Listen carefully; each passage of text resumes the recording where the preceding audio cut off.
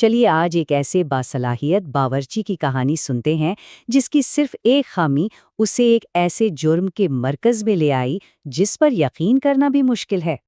ایک بریانی فروش کے لیے اس سوال کا جواب ایک ایسے جرم سے جڑا تھا جس نے پورے ملک کو حیران کر کے رکھ دیا تھا۔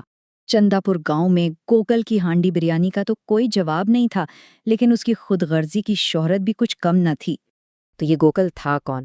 گوکل ایک بہت ہی ہنرمند اور ذہین آدمی تھا جس نے اپنی محنت سے کامیاب کاروبار کھڑا کیا تھا، لیکن اس کی ایک ایسی بری عادت تھی جس نے اس کی ساری صلاحیتوں پر پردہ ڈال دیا تھا، اور وہ عادت تھی لالچ۔ اس کے لالچ کی ایک چھوٹی سی مثال دیکھیں۔ ایک بار گاؤں کی ایک بوڑھی خاتون اپنے پوتے کے ساتھ آئی اور اس نے ایک فل اور ایک ہاف پلیٹ کا آرڈر دیا، لیکن گوکل نے زیادہ پیسے کمانے کے چکر میں جان بوجھ کر 2 فل پلیٹیں بھیج دیں۔ اب بیچارے بوڑھی خاتون کو نہ چاہتے ہوئے بھی اضافی کھانا ختم کرنا پڑا اور پیسے بھی دونوں فل پلیٹوں کے ہی دینے پڑے۔ اس کی ایماندار بیوی بندیا اسے ہمیشہ سمجھاتی تھی کہ اس کے یہ کام ایک دن بہت سنگین نتائج لائیں گے، لیکن گوکل اس کی باتوں کو ہمیشہ نظر انداز کر دیتا تھا۔ اور پھر ایک دن چاندا پور میں ایک ایسا واقعہ پیش آیا جو اتنا عجیب تھا کہ پورے ملک کی توجہ اس پر مرکوز ہو گئی۔ ہوا کچھ یوں کہ ضلع کے میجسٹریٹ یعنی ڈی ایم صاحب اچانک معائنے پر آ گئے۔ گاؤں کو دیکھا تو واہ، بالکل صاف ستھرا، سڑکیں پکی، ہر چیز اپنی جگہ پر۔ ایسا لگتا تھا جیسے یہ ایک مثالی گاؤں ہو، اور افسران وہاں کے سرپنچ سے بہت متاثر ہوئے۔ لیکن جیسے ہی افسران کی گاڑیاں دریا کے پاس سے گزریں، انہوں نے ایک ایسی چیز دیکھی جس نے سب کو سکتے میں ڈال دیا۔ وہ پرانا لوہے کا پل جو وہاں کھڑا تھا، وہ غائب تھا۔ جی ہاں، پورا کا پورا پل جیسے کبھی تھا ہی نہیں۔ ڈی ایم صاحب یہ دیکھ کر سخت غصے میں آ گئے۔ انہوں نے مقامی انتظامیہ کو صرف 15 دن کا وقت دیا کہ مجرموں کو ڈھونڈ کر نکالو، ورنہ سب کی نوکری خطرے میں پڑ جائے گی۔ اب جیسے ہی تفتیش شروع ہوئی، پولیس نے بڑی تیزی سے اپنے پہلے اور واحد مشتبہ شخص کی نشاندہی کر لی۔ پولیس سیدھا پہنچی گوکل کے بریانی ٹھیلے پر، جو کہ چوری کی جگہ کے بالکل قریب تھا۔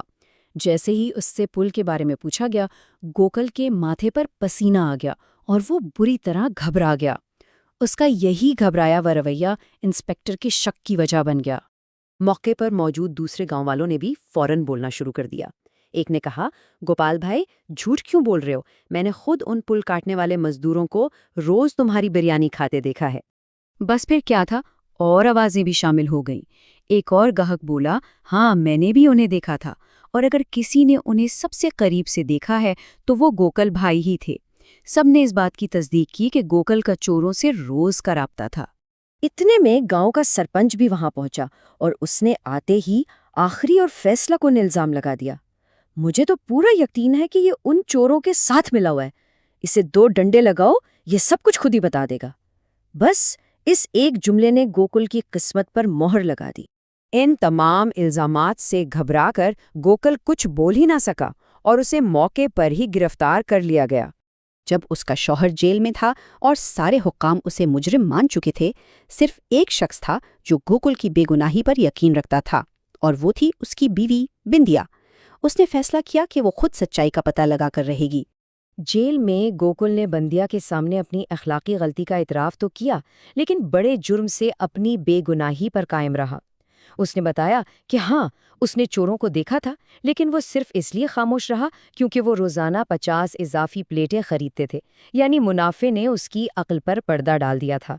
بندیا نے ایک منظم طریقے سے تفتیش شروع کی، جس کی وجہ سے وہ جلد ہی اصل مجرموں کے نشانے پر آ گئی۔ پہلے تو اس نے لوگوں سے پوچھ گچھ کی، پھر کچھ دنوں بعد اس کے گھر پر ایک دھمکی آمیز نوٹ والا پتھر پھینکا گیا، لیکن اسی رات اس نے اس نوٹ پر لکھی تحریر پہچان لی، اور کچھ ہی دن بعد اہم ثبوت حاصل کر کے وہ گاؤں سے غائب ہو گئی۔ اس دھمکی آمیز پیغام نے اس بات کی تصدیق کر دی کہ وہ سچائی کے قریب پہنچ رہی ہے، لیکن اسے ڈرانے کے بجائے اس خط نے اسے وہ اہم سراغ فراہم کر دیا جس کی اسے ضرورت تھی۔ واپس تھانے میں ایک ہارا ہوا گوکل اس جرم کا اعتراف کرنے ہی والا تھا جو اس نے کیا ہی نہیں تھا کہ اچانک کمرے کے دروازے کھلے۔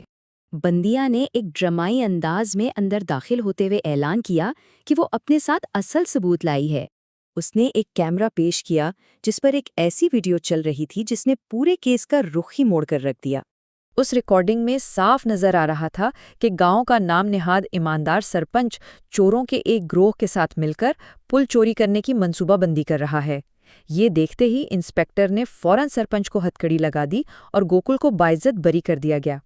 بندیا نے بتایا کہ اس نے دھمکی آمیز نوٹ پر سرپنچ کے بھتیجے کی لکھائی پہچان لی تھی اور پھر اسے بلیک میل کر کے اس سے وہ خفیہ ویڈیو حاصل کی جس نے سارا بھانڈا پھوڑ دیا۔ آخر میں گوکل کا لالچ ہی اسے لے ڈوبا۔